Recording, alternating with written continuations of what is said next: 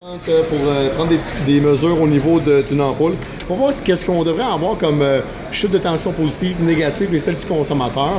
Donc, on est allé prendre les lumières de park, donc celle de droite. Donc, on regarde ici, right front park. Donc, les lumières, ici, on a notre positif ici. Donc, c'est green et white and black qui est notre négatif. J'ai déjà mis les probes à l'intérieur. Ici, le fil blanc et noir. Et ici, le fil vert juste en arrière. Toujours branché avec les lumières allumées pour prendre nos mesures au niveau des chutes de tension.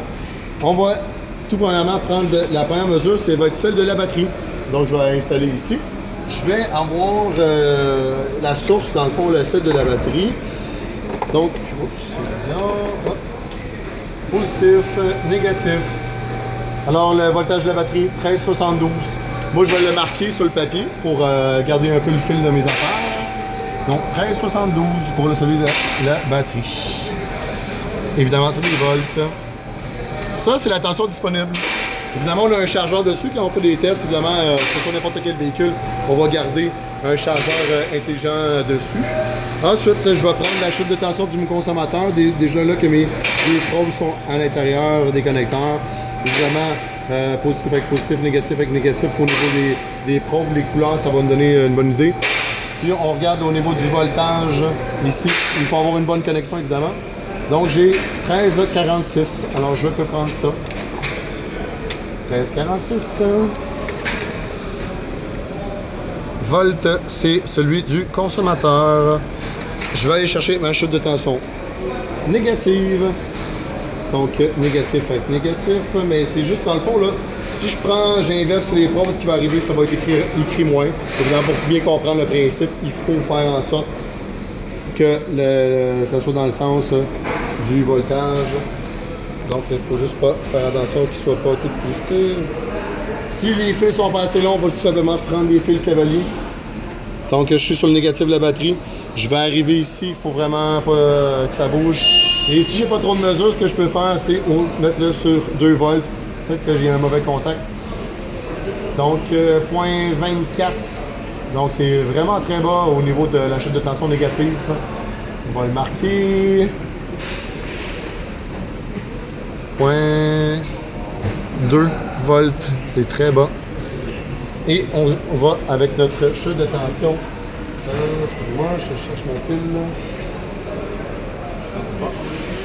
On y va avec mon positif ici, plus ici, je vais avoir point, donc 229 millivolts. Point 22 ici, volts. Donc si je les additionne toutes, 6, 7, 8, 9, 10, on n'est pas loin. 4, 5, 6, 3, 7. Donc, je suis vraiment pas loin, 13.70, je suis vraiment pas loin de mes mesures de ma tension de ma batterie quand j'additionne les trois au niveau de ma chute de tension. Du consommateur, la chute de tension négative, la chute de tension positive.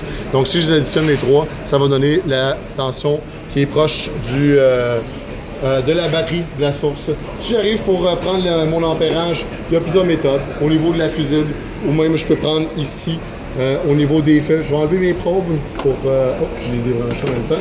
Si j'enlève les probes, évidemment, il faut faire attention pour ne pas endommager des connecteurs. Et ce que j'ai à faire, c'est tout simplement m'assurer qu'il y ait un 0. Donc, il est à 0. J'ai mis sur l'échelle de 4 ampères, courant continu. Évidemment, encore là, il y a des polarités. Donc, vous voyez que c'est écrit moins. Donc, la pince est à l'envers.